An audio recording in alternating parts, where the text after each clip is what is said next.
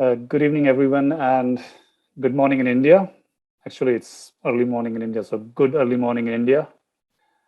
Welcome to the Indigenous Asia Initiative event. Thanks for coming.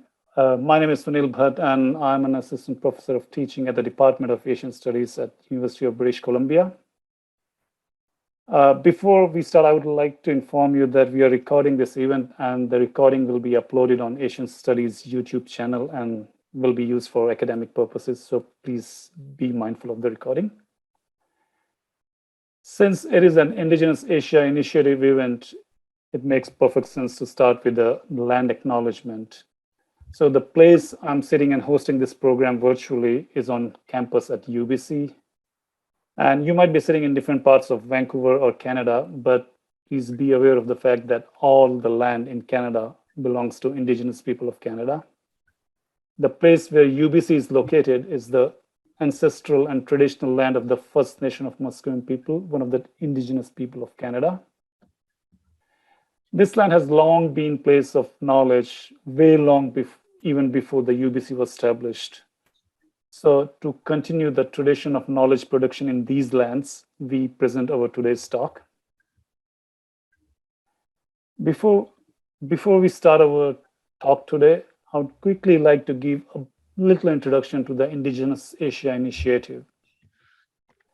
The university administration, the UBC administration, has started a drive to boost the visibility of indigeneity on our campus events. So to take part in this drive, the Department of Asian Studies has started this Indigenous Asia Initiative 2 years ago. And in these 2 years, we have organized various programs, talks, intra-department discussions. We organized 2 lecture series on Indigenous Japan and Indigenous Taiwan. We had a discussion on Indigenous issues in Bangladesh also, specifically in Chittagong Hill Tracts. We also talked about indigeneity in Tibet. And last year, after the tragic news that came from Kamloops, BC, and then subsequent discoveries of mass graves of Indigenous children in other parts of Canada, we organized an intra-department discussion to mark the tragic history of colonialism in Canada. We have been organizing various events discussing indigeneity in Asia and also in Canada. In the same spirit today, we present a talk on indigenous issues in Indian Himalayas. The title of the talk is Green Coats and Indigenous Slot in Himalayan Resource Struggles, the Environment as a Metanarrative. In today's talk, our guest speaker, Professor Vasan, will discuss the Hydropower project in Himachal Pradesh, a state in the Union of India. She'll discuss the intersection of indigenous issues and broader environmental concerns that were raised against the Hydropower project. So let me first briefly introduce our guest speaker, Professor Vasan. Dr. Sudha Vasan is Professor of Sociology at the prestigious Delhi School of Economics at University of Delhi. She teaches and writes on political ecology with a focus on issues of gender, caste, class, and Adivasi issues. Adivasi is a term used in Indian context to describe indigenous people. Professor Vasan's work on these issues of gender, class, caste intersect with the development, ecology, and environmentalism. She has a regional interest in Himalayas. Her publications are on social, cultural, economic, and ecological change, and also on cross-border trades, natural resources, forest law, policymaking, etc. Her book, Living with Diversity, Forestry Institution in the Western Himalayas, cover the field of environmental studies, forestry, sociology, human geography, social anthropology, and development studies. So please welcome Professor Vasan. Professor Sudha Vasan, the floor is yours. Thank you so much, Dr. Bhatt. I'm, of course, delighted to be here with all of you to share some of the recent work that I'm doing. And I'm particularly privileged to be invited to this forum, where we began, of course, with a recognition of the land that has been taken from Indigenous people of Canada, and we're right now, benefiting from that itself. And in the same vein, I would also like, I work, of course, on very contemporary politics in India, and that is what my presentation is going to be about. But of course, I do it in the context in solidarity with all the struggles of Indigenous people, but also all other struggles for justice that are ongoing in the Himalayas, but of course in the world as well. So right away, let me begin talking about, really the topic that I'm here to share with you, the work that I'm here to share with you. I have shared my slides. I hope you can see that. Tanzum, can you still see my slides? Just let me know. No, I think you just, I think you have to okay, reshare. I need to redo it. Okay, Reshare I'll do it it. again. Yeah, I'll do it again. Just give me a minute. Yeah.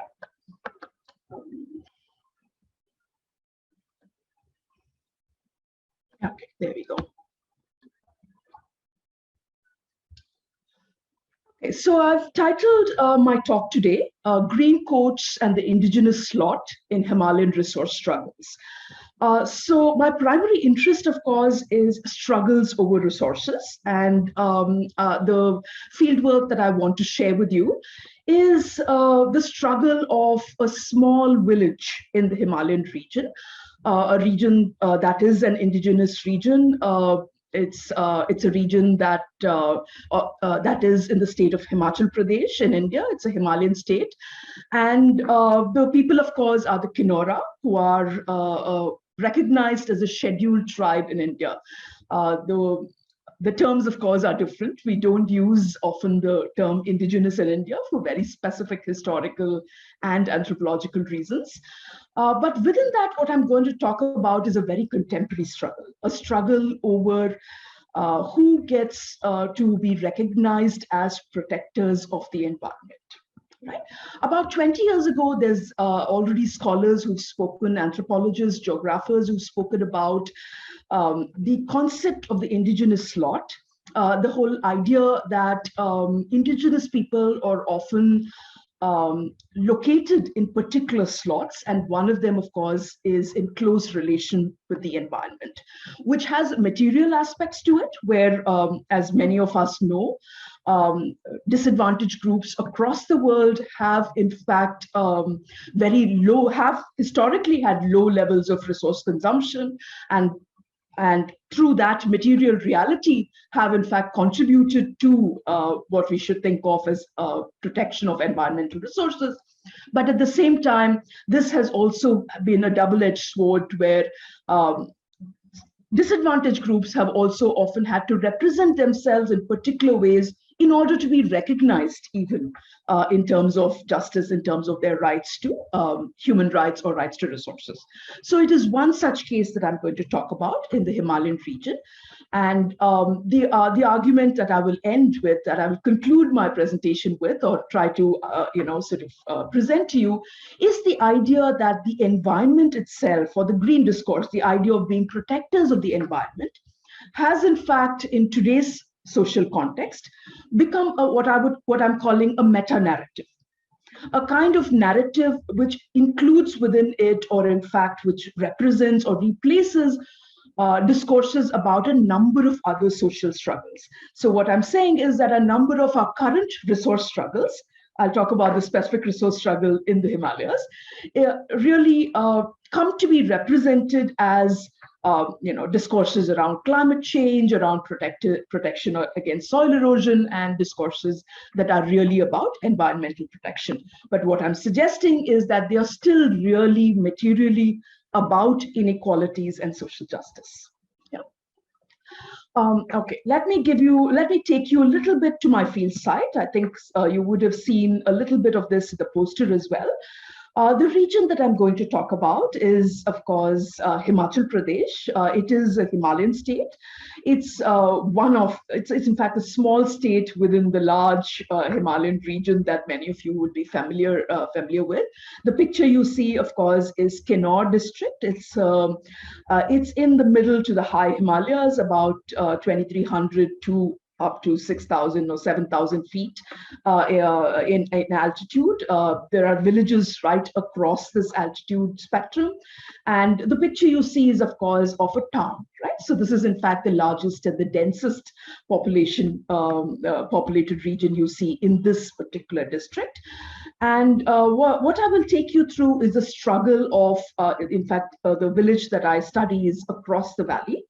It's a small village called Lipa, which really came into the limelight in 2016-17. This was just before the pandemic hit us. And this small village, in fact, became quite popular in the national media in India because a small group from there actually took on both the state in India as well as large hydropower corporations, a project funded by the Asian Development Bank, international funders, and actually won a small court case. And I'll talk about why that court case became so important to people across the region, right? Not just to national media, but to people across the Western Himalayas at least. The reason for that, of course, is what is happening in the Himalayan region in general. Again, some of you listening today as well work on these issues, so you would be aware of this. This is a slightly older map, but I still use this because it shows us the entire region. This is the region that I'm talking about, the Himalayan region that stretches outside the map, of course, is Pakistan, Afghanistan. The Himalayan belt, of course, stretches from there all the way going up to, running through Nepal, running through Bhutan. And of course, this is the border with the Tibetan region. This Himalayan region, one of the things that's been happening in this region in the last 3 decades is, of course, its recognition in all these nation states as a source of hydel power. Right? So with the consciousness about climate change, energy, of course, is the critical issue that I think we need to address. Energy consumption, of course, is the critical issue we need to address. But if you look at the way it does play out in the politics of the region, but also internationally, the discourse is often really about alternate energy rather than reduction of energy consumption. So what happens within the discourse around climate change and even Anthropocene to an extent is that the focus is often shifted to what are thought of as clean energy, right? Alternatives to fossil fuels. And hydropower is, of course, one that has been recognized as green energy. I'm, of course, not making that argument. I'm pointing out that the problem is energy consumption itself rather than finding alternate sources of energy. And I say this as someone who's looking at the Himalayan region and what is the impact of what we think of as green and clean energy. So what I'm going to talk to you about today is actually the impact of an alternate energy source, the hydel energy source, which is seen as the alternate to fossil fuels. This is an energy source that is recognized as something that can give regions and nations carbon credits. So it's clearly recognized as a solution to the problem of climate change. And if you look at the map itself, what is showing you that is this is as early as 2007. These numbers have actually substantially increased now. It's almost double in Himachal Pradesh. But what you're seeing here is actually the fact that these are regions that are seen as having a potential of producing this much clean and green energy, the alternate to fossil fuels, simply because these are mountain regions with a large number of rivers, and hydel power, in fact, has emerged as the major kind of force that is transforming this entire Himalayan region. There's, of course, a lot of work on this and how this, of course, is a region that is prone to earthquakes. It's, of course, a young mountain chain, and the kind of destructive impact, in a larger ecological sense, is something that has been written about substantially. But what I focus on is also the struggles of people in this region against this kind of what is considered clean and green development. Yeah, so this is the context in which I locate my study. This is where we are, Himachal Pradesh, right? It is a border state in India, bordering, of course, the Tibetan region on one side, close, of course, to Jammu and Kashmir, yeah. So let me quickly go from there. This is the larger macro picture that I'm presenting to you, just to tell you, the larger context in which we're going to look at a particular village and the struggle of indigenous people in that village. I will directly go to the other extreme, where I'm looking at a small village. Lipa is the name of the village. And this is a village that became, as I mentioned, quite popular in the national media in the summer of 2016, simply because the residents of this village organized themselves into a small civil society group. I'll come to that. I'll discuss that as well in a minute. And they actually went to court and stopped a major hydropower project. Right? A particular phase of the Hydropower project that was being built in their village, in Lipa village in Kennard District of Himachal Pradesh. Yeah. The village itself in the initial is of course, like all Himalayan villages, not as connected to information on the larger issues of the hydropower mapping of the Himalayas, or the kind of push that is happening with climate change, and how hydropower is being seen as the future in the era of climate change to deal with these problems. But what the villagers, of course, were dealing with is really this. This is really a picture of a massive landslide that has happened in the village that I'm talking about. If you see this region of the photograph, what happened in, from between 2010 and 2016 is suddenly large masses of the land, the surface land of the village itself. In this village, fortunately, I'm saying fortunately because it did not involve loss of life. These are actually fields where people were cultivating.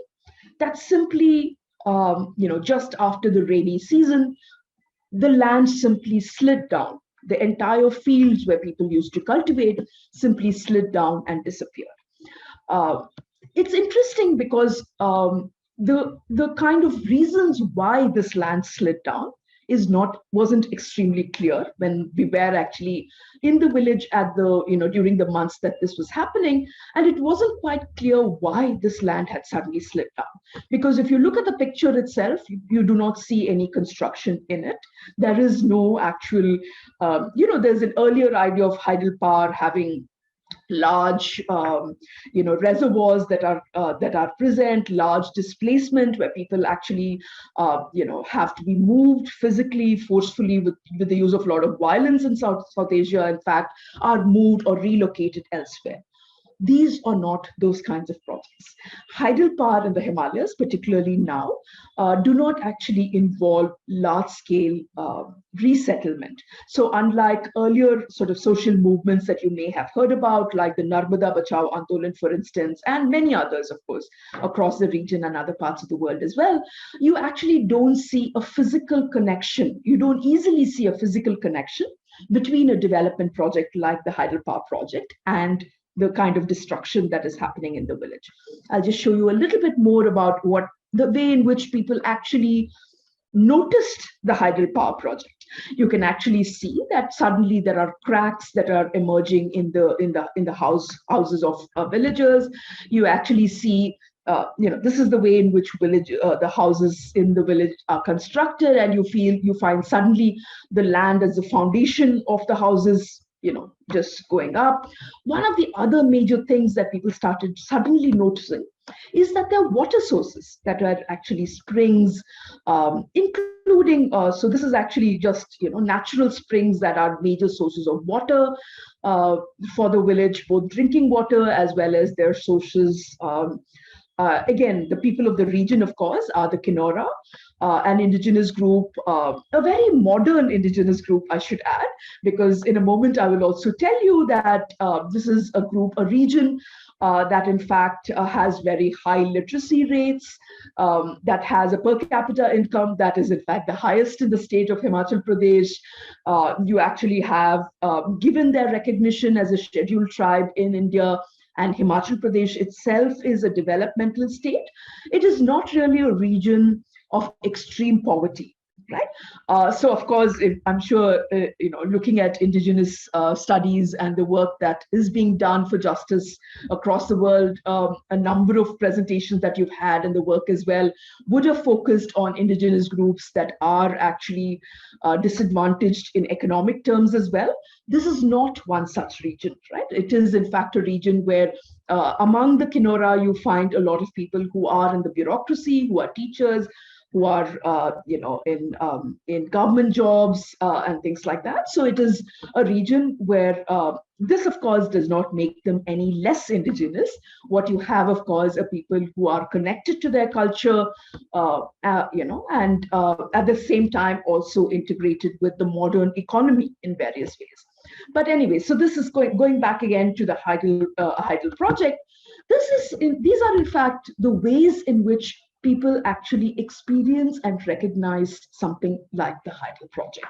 So what I showed you earlier is not really a part of the information base of people actually experiencing these projects. There's a particular reason for that in the Himalayas. And that is because of the technological change that has happened in the last 2 decades. The hydropower projects in the Himalayas, particularly in India, but across the region as well, there is a new technology. Well, new in the sense that it's been fairly common for the last 2 decades. But when we're talking about dams in these regions of the Himalayas, we are actually talking about what are called run-of-the-river hydroelectricity projects. What that essentially means is that small rivers, and these are fast-flowing rivers because the Himalayas actually have steep slopes, are actually diverted. The entire river is in fact diverted through these channels to generate electricity. So if you're seeing this slide, what happens is that the river at some point in its flow is entirely diverted through a tunnel, right? So the tunnel, everything, all the construction, except perhaps this building out here that is, taking the electricity outside, everything else is actually underground. So a lot of what we think of as the hydroelectricity project is actually deep under the mountainside. In the Himalayas, of course, the top of the mountainside is actually where people reside, cultures have developed. These are historical cultures that have been there for many, many generations. And everything that is happening technologically in terms of the hydroelectric project is happening deep inside the mountain. Yeah. So one of the ecological impacts, of course, is that digging deep inside the mountain is a technology that we have now and is widely used, is something that is not as visible as the earlier or the hydroelectric projects in the plains, which are actually much more visible to anybody living in the region or to people who are even traveling in the region. And you can see there's a visual impact of the destruction of the hydroelectric project, which has, of course, generated much more support for movements against these projects. But what happens in the Himalayas, which has been happening in the last 2 decades, is that even people who are living on these mountains become aware of them often at a much later stage, when the impacts of sort of boring deep into the mountains actually come into becomes more evident. Okay, I'll quickly move to the case itself. But of course, what we're talking about is that deep tunnels that are bored inside the mountains, and the river actually disappearing for a portion of its flow. And this, of course, is so widespread now that almost every river in the region that I'm studying in Himachal Pradesh is either already diverted or there's a plan to divert it, right? So that is something that is happening. But what I want to quickly move towards is, of course, the struggles against this kind of diversion that is happening. The struggle, of course, it's happening in something that I've labeled the Green Court, which I'll go back to my title slide again. India, of course, has this unique institution that's called the National Green Tribunal that particularly deals with cases that make an environmental argument. So if you go to court using any of the environmental laws, this is the court that you will go to. And increasingly, indigenous people's struggles are all going to the National Green Tribunal. So this is one of the contentions I'm making, that indigenous struggles, which are struggles about livelihood, about losing their basic rights to the land that they live on, to livelihood, to their own safety, right? These are actually land that is, that they're living on that's suddenly being eroded. All of that really now can almost be done only through the environmental court, right? So already there's environment is a meta-narrative that takes up almost all indigenous struggles now in the Himalayas. But the other aspect that I want to also show you quickly, I think I'm another 5 to 10 minutes. Is that, yeah. Yeah, so yeah, I see another 5 minutes or so. Okay, so the other aspect I want to add to that is one of the things that's interesting about this particular case. This is the case that I actually in the study do in detail. I do an ethnographic study of this case. What that means is that I actually, went along with people and looked at how the entire process of how they discuss things with lawyers, the kind of appeals that are filed in the court, but also watching the courtroom itself and the way the judges react to both the indigenous activists, the lawyers who speak on their behalf, but also the other side. So I'm going to give you quickly a little picture of the other side. Right? There are several parties, of course, to the legal case itself, and one of them is, of course, the state of Himachal Pradesh. As I already told you, the state of Himachal Pradesh, in fact, is one of what you would call the better states in India, in the sense that the Himachal Pradesh is a state with better indicators, social development indicators. You actually find that Himachal Pradesh has higher literacy rates, poverty rates are lower. In the last 3 decades, poverty rates, even in the district of Kennard that I study, have actually fallen drastically. Right? So people have actually, there's access to primary education. Quality remains an issue. Yeah, quality of education or quality of water and things like that remain an issue. But still, in the context of South Asia or India, this is actually a model state. You will find several reports on Himachal Pradesh telling you how, in fact, Himachal Pradesh, in fact, is the model for the rest of India, the rest of South Asia, in fact, to follow. What's interesting, though, the reason I put up this slide is that a lot of this development, or what we think of as the kind of positive development that the state undertakes, providing people with running water, with education, with primary healthcare, all of that has actually relied on the financial resources that come from Hydropower. Himachal Pradesh has massively gone into hydropower. That is why, in fact, every little river, every large and every small watershed in Himachal Pradesh is now either already being tapped for hydropower or it's planned to be tapped. So there are large and small hydel projects that affect every river in the state. But there is a connection to that, to the livelihood or the standard of living of people. And that, in fact, is where the challenge comes from. So in the court case itself, every party, on the one hand, you had the people of Kennard itself, the indigenous groups who, in fact, allied with environmental groups that were based in Delhi, that were based in the cities of Himachal Pradesh as well. Environmentalists who were interested in the Himalayan environment, were concerned about climate change, provided a lot of support. So all across the region, this is a photograph in November of 2016, but right through 2016 and 17, there were a number of meetings all across the Himalayas, because a number of villages, given what happened with Lipa, a number of villages began, in fact, filing court cases in the Green Tribunal. Right? And all of these cases were being filed against these small hydel projects, small and large hydel projects that were being constructed there. But one of the things that I want to, in fact, point out is within the courtroom, if you looked at the National Green Tribunal and the kind of documents, the legal documents that are there, every party in the National Green Tribunal were making their case on behalf of saving the environment. So the people of Kennard, of course, who were struggling for their lives and livelihood, the main points that they were arguing, they were able to win these cases only by making an environmentalist argument. But that arguing, in fact, that these hydel projects need to be stopped, and local people or indigenous people need to be given rights to stop these projects because they would in fact be protectors of the environment.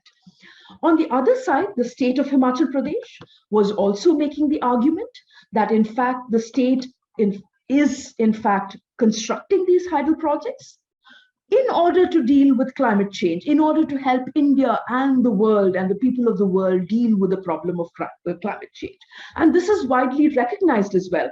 In fact, Himachal Pradesh was getting its carbon credits under CDM mechanism precisely for these same projects. Within the Green Tribunal, indigenous people were saying, is not really green. It's really, causing a lot of environmental destruction. The Asian Development Bank that was funding this particular hydel projects, but other international and national funders for the wide range of hydel projects there, all of them in the National Green Tribunal were also arguing that they are in fact involved in these projects precisely in order to deal with climate change. They are involved in this to provide a solution to climate change, and their project itself is extremely environment friendly. So they are in fact doing these projects because they're using green technology, right? So one of the things that, one of the broader theoretical arguments that I'm making, that I'd like to share with you here is really that in some sense, the environment or the green discourse, the idea of being protectors of the environment, something that 20 years ago scholars such as Tanya Lee or Michael Dove in fact showed us was something that needs to be understood as an indigenous slot, where the indigenous people in fact are pushed into representing themselves in this manner. This is not an argument that denies any material linkages. As I've shown you, there is a material link in the sense people's lives, indigenous people's lives are intimately connected to the health of the environment to their local environment. So when you look at a picture like this, clearly for the people living here, the protection of this mountain is very closely linked to their material well-being. But at the same time, I'm also arguing that it's important to also recognize that people in these regions are no longer able to simply come and demand their rights as human beings or as, or on the arguments of justice, or simply that people should have the right to live safe lives or the right to, have, rich livelihoods. And often, they need, in fact, to make the argument in environmentalist terms. And this, of course, is not limited to the indigenous slot. But today, in fact, I'm arguing that it has become broader, that many of our social struggles for justice, but more importantly, in this case, perhaps struggles over natural resources itself, right? The health of the Himalayas itself, the environment or environmental protection, climate change, being environmentalists, being protectors of the environment. I'm arguing all of these are in fact meta-narratives that become representative of all these other struggles. So although I'm in one sense doing a study that's looking at environment and looking at environmental discourses, I'm looking at the Green Court in particular, this in fact is the way in which struggles for justice are increasingly being represented in the Himalayan region, but also broader. Yeah. So I'm arguing that it is in that sense that I want to, place before you that the environment itself has become a meta-narrative. And when we look at struggles and indigenous struggles as well, we need to recognize this narrative nature of the link to the environment.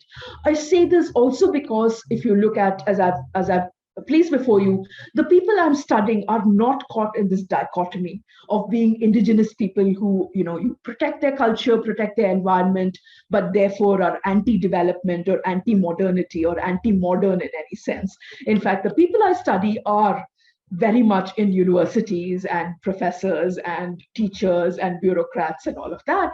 That, in fact, is not a dichotomous separation from saying that they should have their rights as indigenous people.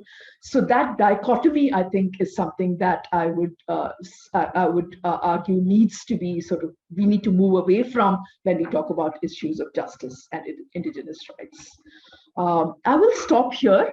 I didn't, of course, give you the details of my ethnography, but I'm happy to share that with you in discussion. Thank you so much. That's just a glimpse of what I'm doing, but yeah, we could take it further in discussion. Thank you, Professor Vasan. Thank you very much. It was very interesting to see from both sides of the arguments are actually presenting the green argument, right? So it's quite interesting in that sense. Yeah. So I'm opening the floor. So if anyone has a question, you can use that electronic raise hand button to, or you can, if you're Professor Vasan, can you please unshare the? Yes, I'm just so that. Yeah. And if your camera is on, you can just raise your hand. So yes. Yes. Yes, Tanzu? Yeah, hi. Thank you so much for the wonderful presentation, Dr. Vasan. And so, I just, one question that I have very quickly is that, are there any kind of new efforts to, kind of separate, these arguments, and are people, taking a new route to fight for their rights, etc.? And also, how did, the pandemic affect these indigenous communities in the Himalayas? Did that change anything? Yeah. Yeah. Can I discuss directly? Dr. Bhatt, that's fine, right? Please go ahead. No, please go ahead. We're not gathering questions. Yeah. Okay. So, I mean, it's a small group, so we can take one by one. That's fine. Yeah, sure. Yeah, thanks, Tanzum. I didn't actually talk about the last 2 years at all in my presentation. So I think your question gives me that opening. The last 2 years have been, of course, it's different for all of us. And in terms of the pandemic itself, I think it had a very different impact in this region, in Himachal in general, but particularly in these regions compared to what maybe the rest of us, experience. Also because these are less densely populated, and of course there's, and that was a period when there was less travel in terms of tourism and things like that. So in terms of pandemic cases itself, these are regions which had very few cases.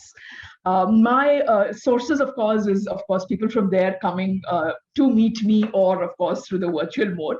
I haven't visited there in the last 2 years, so I should say that. So what I'm telling you is what I'm hearing from my friends there constantly. So in that sense, it is not a region that was affected in terms of death and disease. But the struggles, there's several ways in which, of course, they have been impacted. One, of course, the hit on tourism and the economy itself. I mean, that is substantial. Himachal, right in the first phase, in the first phase, of course, tourists stopped coming, but in the second phase, of course, they had to close down tourism in order to keep people safe, which means the economy took a major hit.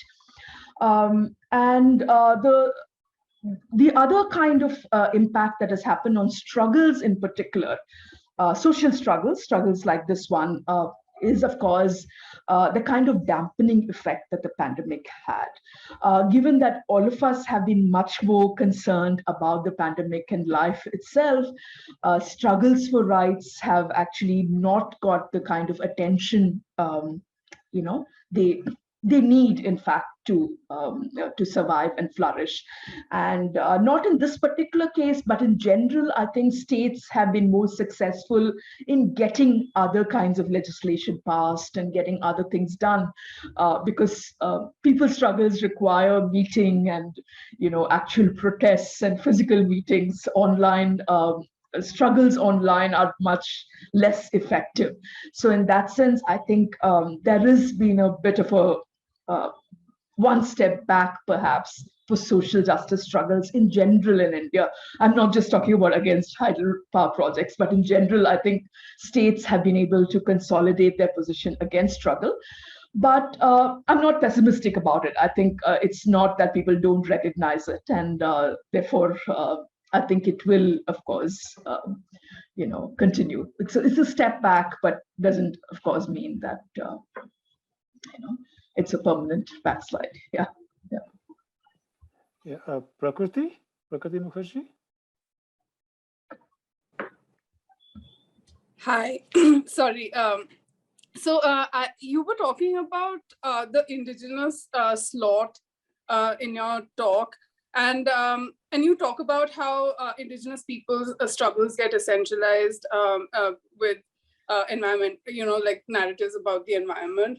But I was wondering, like in your interactions with people and things that you may bring out in your ethnography, like what were people's own experiences of like connecting with nature? Because you also mentioned that this is an indigenous community that has a lot of, like modernity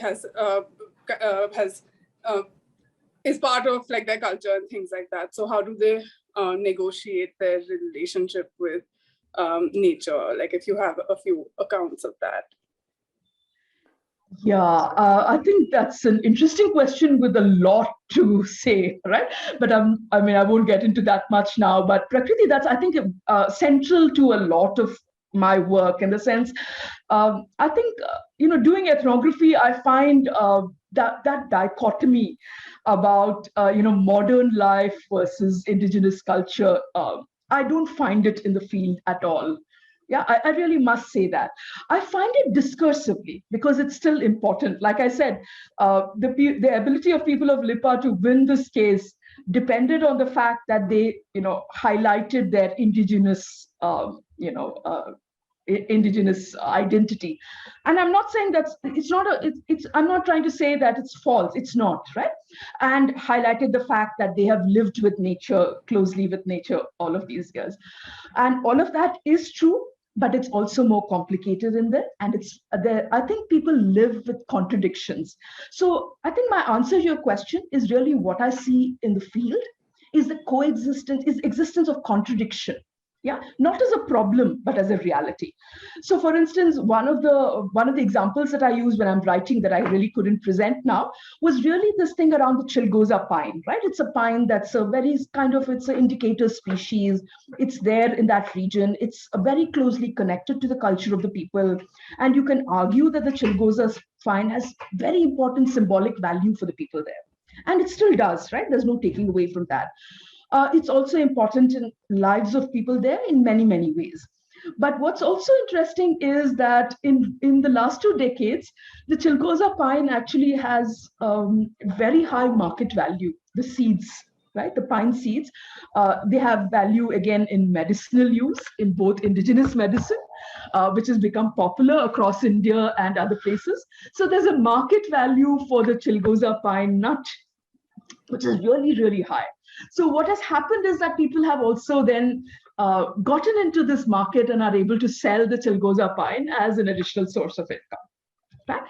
And this doesn't mean that their cultural connections or their association disappears, but there is a contradiction. And again, as I told you, since people here are getting an education and healthcare, people use combination of healthcare. They use whatever the forest products for, they use their own traditional medicines, but they're also using the hospitals that are being made available, the primary healthcare centers, the modern medicine. So there isn't really a contradiction. You use both all as need be. There's also other major changes because, as I said, that once people are moving into the modern economy, right, more than just modernity in a cultural sense, the time they have to actually spend in the forest disappears. I know all of us also experience that given our lives in this kind of even university environment, the time we have to really spend outdoors goes down substantially. Here as well, the Chiloza Pine collection also now is done through hired labor. Not by everybody, but there's Nepali labor that actually comes in seasonally, harvests the Chiloza pine, and sells it in the market. So there is a very clear market economy around the forest there, not in contradiction with the fact that the water resources that I showed you are important, have cultural and symbolic value.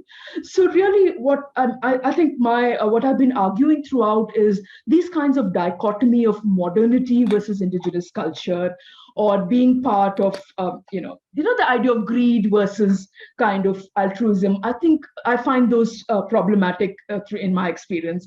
I think these contradictions, we live with those contradictions. All of us do, as do indigenous people. And I think, so what I'm arguing is that we need to talk about justice and rights without, always sort of putting them in the slot where they're forced to choose that you either fall in one slot or the other. These struggles, discursively, these struggles are doing that as well, So the people here are struggling when they do go to the NGT, the Green Tribunal, they make these arguments, but they're also negotiating with the Himachal state and saying, set up engineering colleges in our district, right? So the struggles are also doing this at multiple levels.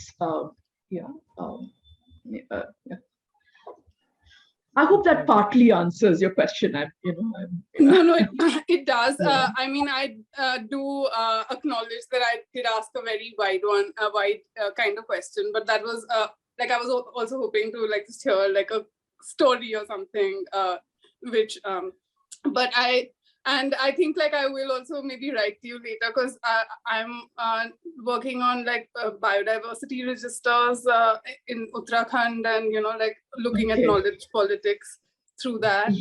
So yes, okay. That's why my question was very about understanding nature and that. You did get a story. Yeah, you did get a story of Chiloza pines, right? Yes, I did, and that's why I was also smiling through that, because I was now I images and those things really help me see things. So I was glad to do that. Thanks. Yeah. Anudeep, can we have your question, please? Yes. Hi, Dr. Vasan. Thank you so much for your presentation.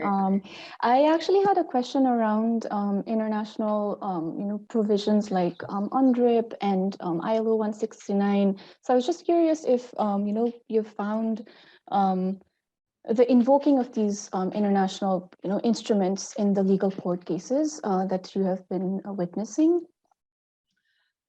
In this particular case, Anudeep, it is really the CDM, right? The carbon credits issue that really brought up. The others actually weren't, because none of the other parties in this case were actually contesting the indigenous identity, right, of the Kenora.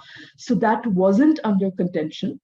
In fact, what's interesting is that the Himachal state, the state government, which was one of the parties against which the villagers of Lipa had filed this case, was actually accepting that, yes, these are indigenous people who should have, protection and rights. So this wasn't like the other major cases that come up in courts where, these conventions need to be invoked.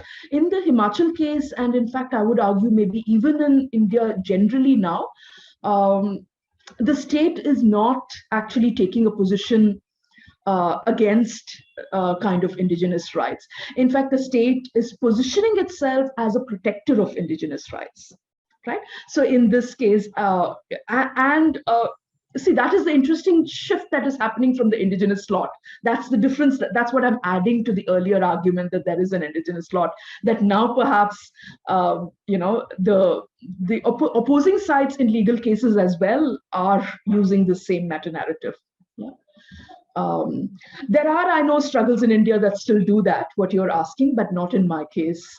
In my case, in fact, the state, but in fact, when I write, I also say in the private parties as well, the Asian Development Bank, if you look at the report on this particular hydro projects, also uses all of these discourse. It talks about how indigenous rights are important, how indigenous people are, in fact, the protectors of nature. So these statements or discourses are used by all sides, by all parties in the case, is what I'm saying. Yeah, so no, it's not used in this particular case. Thank you. Thank you, Anadeep. Yeah. Parvati? Yes. Hello, Dr. Vasan. Thank you for your talk. I have a question to you as a researcher and as well as a scholar who is working with indigenous communities there in Himalayan region. My question to you is, what are your or what kind of challenges you have faced in accessing and also rapport building with the indigenous communities there? Okay. I'm thinking about it a bit, Parvati, because this is a region I've been working on now for about 20 years. So I'm thinking back about how I began as well a little bit. That doesn't mean the entry becomes easy now, right? It just becomes different, right? Because when I began as a student, right? This is before my PhD in the early 90s. I was, in fact, traveling in the region, right? And I would argue the access issue is difficult because of cultural differences rather than language alone, right? Because our own perception of researchers, of things we've read and what we assume about people. So I think that, in fact, perhaps is the biggest entry problem. I think now that I think back, I don't think I recognized it then. I went in with the usual sort of ideas of how I need to learn the language and maybe spend time with people and things like that. All of that does help, but just looking back, I'm just reflecting now rather than giving you an exact of what happened with me, because it was a long time ago and you've forced me to think about what I did in 95. But I think, I think it's the assumptions that we go in with that are, I think, the biggest problem. Because what I find is, over time, if we're willing to spend time, people all over the world, whether it's indigenous or otherwise, are it's a matter of, I think, being genuinely sort of linked to lives. So now I would say that I'm in touch with the region constantly, not just me going there as a researcher, but people there coming to my home and my life as well. I think that is what I think makes the difference. So they are as much sort of sharing with, I don't know, my challenges with my culture or my life as I with them. I know that's sort of a broad answer to what you're asking, but as a researcher going in, I think it's really I think being willing to sort of be open to learn and keeping our assumptions on the back burner, I think, is the biggest thing in people accepting us. And of course, with time, I don't think because I think research itself is an extractive process. There is a power equation. And when we go in there as a researcher, we're actually trying to extract information. And I think in that sense, entry into indigenous communities as well, I think they're justified in sort of the barriers that we face in entry, right? Because it is an extractive process. I think if we are conscious of that, I think that itself and helps with entry. I'm sure all of you have more to say on this as well. I'm of course reacting, Gurmati, to what you asked because haven't thought about it in a while. So yeah. The way you mentioned that, the learning the language takes you a very long way. So yeah, Yes, that helps a lot. That's true. Yeah, Shirley? Yeah, Sunil, how long do we have? No worries. I mean, we have time. We can stay here. We do have 10 minutes. So. Okay. Yeah. That was very interesting, thought-provoking. Thank you so much. And my question is a little bit off your main points about the meta-narrative and the green courts and so on. But I'm thinking about hydropower here in British Columbia because it's a very big deal. And British Columbia prides itself on being so green and so clean and so wonderful. Now, I don't know a whole lot about it, but I do know that a lot of the power plants, the diverted rivers and so on are on Indigenous land. Yes. Since most of BC is Indigenous land. And it's for the purposes of keeping Vancouver alive and, running and da-da-da-da-da. So I was wondering, it's interesting in this case that you're talking about an Indigenous community that is thriving, is prospering financially because of the hydropower. But I'm also wondering about what's downstream and who's kind of demanding this hydropower, who needs it? And what kind of pressures does that put on the whole court case? Yes, thank you so much, Sharon. I think that's an important element that I think it's a very important point that didn't come through in the presentation, but because I think what you say is very much what is true here as well. The kind of energy consumption, I did speak about how the hydel projects are important in the small peanuts that the people in this region get, right?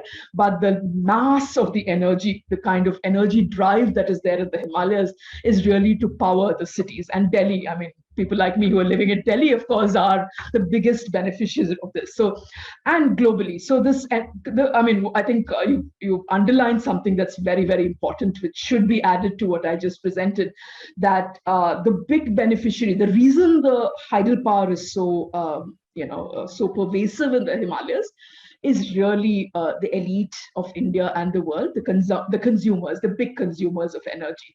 Yeah, so I should, it's an important caveat to my study. So I'm not at all suggesting that, the energy, the benefits of the hydro plants are primarily going to the people in the region, not at all. But it is a narrative that the little sort of development that's happening in the region, right, is sort of linked to the resources that come to the hydropower, come through hydropower. So it is really the downstream, the primary beneficiaries, or the reason for the hydropower to exist is really the, in this case, Delhi, most directly. The power from Delhi is always energy poor and drawing from Himachal and Uttarakhand. And so all that is definitely, I think, something that I should underline. I think that directly answers what you're saying. And the situation that you're talking about is very, very similar. And another point that you make, again, I think is very, very important, that, a lot of these are resources that are under the mountain, deep under the mountain. So even when we think of indigenous rights and rights to land, neither the state nor people who are fighting for indigenous rights are actually seeing what is deep under the land as also part of the rights of indigenous people. So if the tunnel is passing, hundreds of kilometers under the places where these villages are located, I think it's time to sort of talk about those connections, that indigenous rights are not just to the surface. Even in this case, the court case relies on the surface that has fallen off, or the surface impacts. But of course, there's recognition among people there of things like surface water depends on what's happening, deep underneath. The biodiversity, when the rivers diverted the fish and, all the the biodiversity of the river is lost. The kind of ways people use the river and the species there is lost. So I think, in fact, it's like I think it's important to talk about how we start expanding the notion of rights as well. It's not really to land or a piece of land alone. That's where we start, but it's much more than that. It's the life of the land, and the air and the species and what's under the land and everything. So thank you, Sharon. I think it was important to add that to what I presented because, that is. It really is kind of off the topic, though, of what you were doing. But thank you. All of that was fascinating. And it's making me look at BC's hydropower very differently. Thank you very much. Thank you. Yeah. Vasan? You're muted. Hi, I might have to turn my video off if my baby tries to No jump. worries. But first of all, Dr. Vasan, thank you so much for coming this early. I know it must be early, and thank you so much for kindly sharing your work with us. It gives definitely, well, first of all, the pictures and the stories make me feel like we were watching. Well, it was, it made me feel and remember my home. I think I should just come back.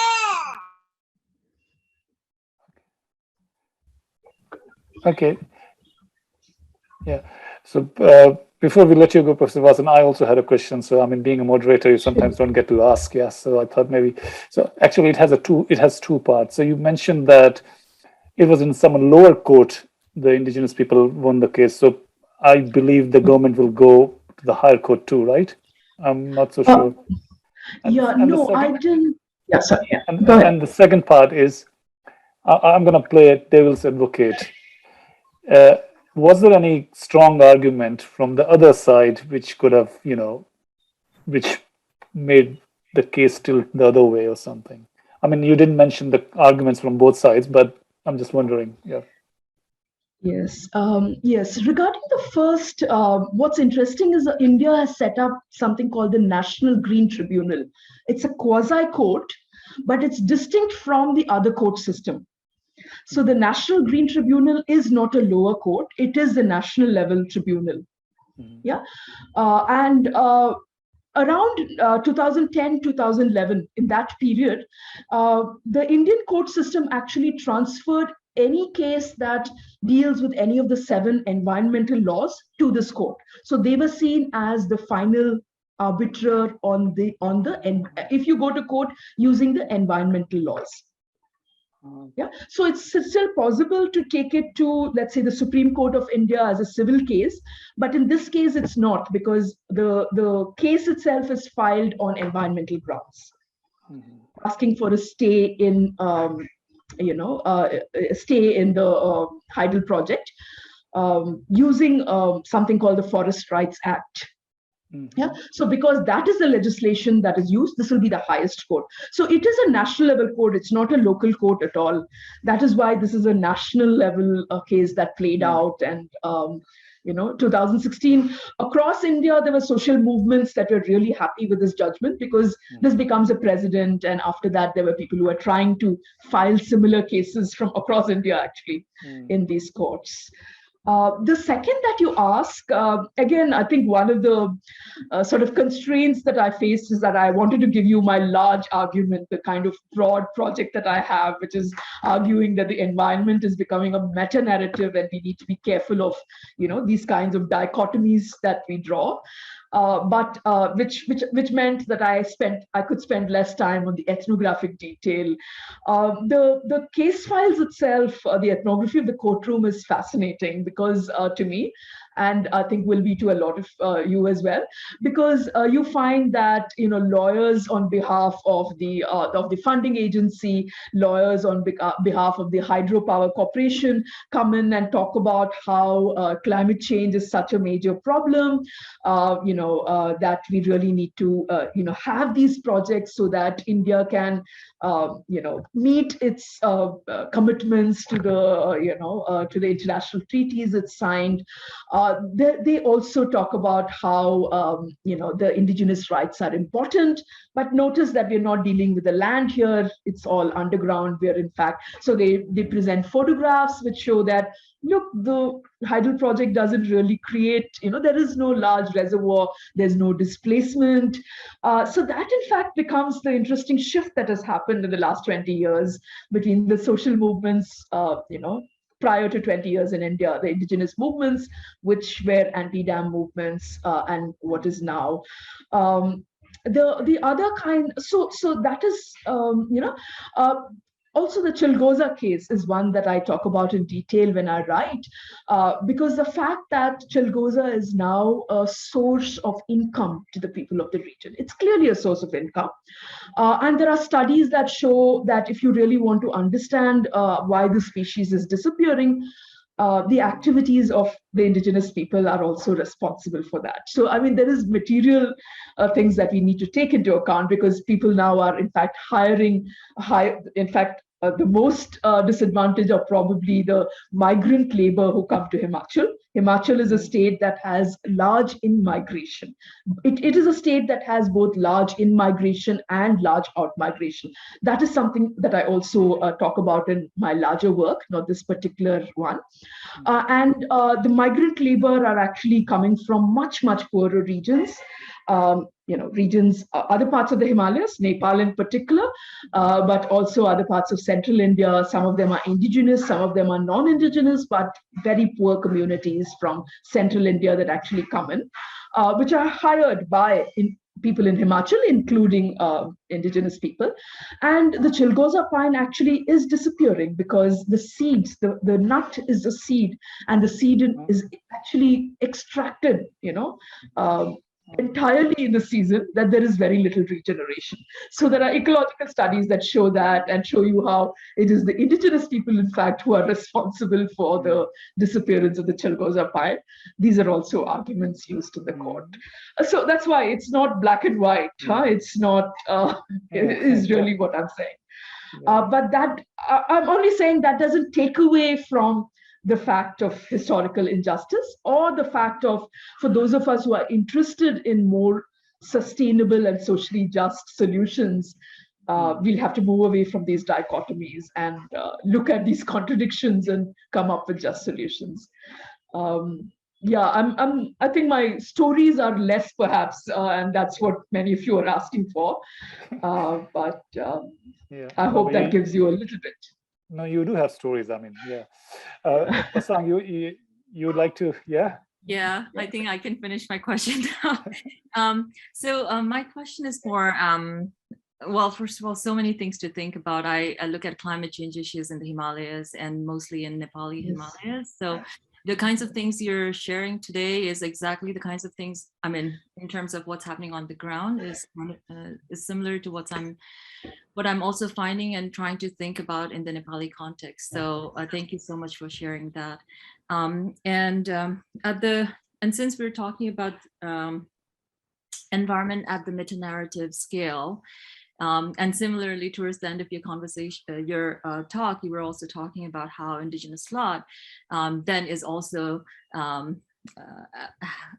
that kind of engagement is also happening at the metanarrative scale, right? And so at this scale, you have to then perform to make yourself become legible in that space.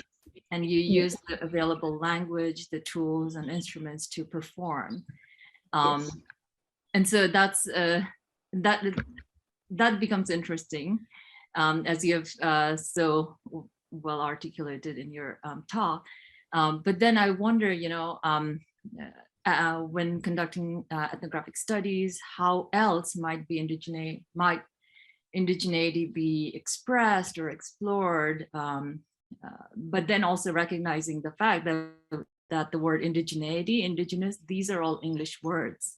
These are foreign words, right? And so how does that then, so what linguistic tool can capture the experience of the people on the ground that you're connecting with, people you have reciprocal relationships with for the past 20 years, right? Yeah, I think that's a question we struggle with, Sang, and I think you've expressed it well. I think across many of us here, I think are really that is the challenge that we are all sort of working with. And as people who are part of the communities, or trying to work with as part of the communities that we study, I think what we do in practice is really then use whatever tools that are available. So I mean, as you just mentioned, when I am part of these struggles, I would do the same as well. I would use the discourse of whatever is available at that point in time, whether it is the Indigenous Slot or perhaps now, climate change and the need and the communities here as sort of protectors of that.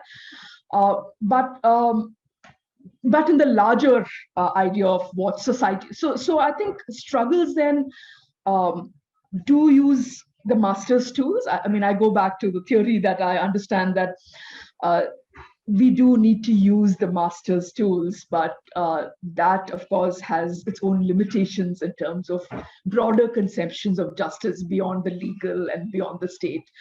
So, I mean, increasingly, I'm thinking of these as connected, but also that that they shouldn't be confused with each other. So I like in these meetings, the little picture that I showed you, we will talk about how these are the tools we need to use, and to have a success in the courtroom. Yes, we will talk about how we will highlight the indigeneity, but again, and drawing from the Indigenous Slot with other scholars have really developed the whole idea of culture, the indigenous religion, animism, and things like that, knowing fully well that that is not dichotomous in life.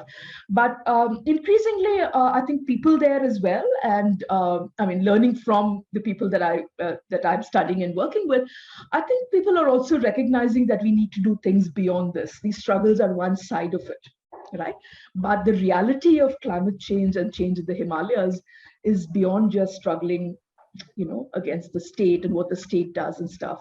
And I think increasingly there's recognition of that. And what I would say is a diversity of ideas.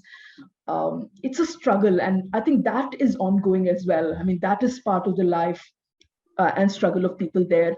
I mean, what do you do with climate change really changing temperatures across the Himalayas in that broader context? Perhaps these struggles in the courtroom or against a hydel project is small, important, but still small. So I don't think I have an answer to your question, Prasad. That would be hubris, for me to think that I would be able to answer that. But I think it's important to move in this direction, and people are. I think local people are. I think it's not simply instrumental. It's not simply that people are saying, we will talk about climate change because we are going to NGT. People are in their everyday lives also talking about, what should we change or what should we do to, ensure that, sustainable lives continue in this region. I don't think there's one solution. I mean, like I said, again, suddenly the last 2 years we had the pandemic, which created created an entirely new world for us to, yeah. So I think it's something we need to think together, rather that I don't think I have a answer to that. Hi. Well, you've helped us think about this in many ways. So. Thank you. And Professor Vasan, the things you have not answered, we will invite you again, and that's a good thing. Or work together on it. I think many of you here are, in fact, people who are working. Absolutely. Yeah, absolutely. By the way, Sarah had to leave, and she had left a chat message for you. So, Yes. Okay. Okay. Yeah, there's a link also there. So probably, I mean, I'm sure they'll connect with you. So thank you, Professor Vasan. Thank you very much for staying longer than we planned, and it was really, really very interesting. And thank you others for coming. And I would like to thank Tanzum also. Tanzum is the one who actually got us connected with Professor Vasan. So thank you very much. And so this is probably the last event of Indigenous Asia Initiative this term, and then we'll resume our activities when the term starts in September. So stay tuned. Thank you, Professor Vasan, and thank you. Thank you so much. Coming. Thank you, everyone. Thank you. Lovely talking to you today. Thank you. Bye. Yeah, thank you.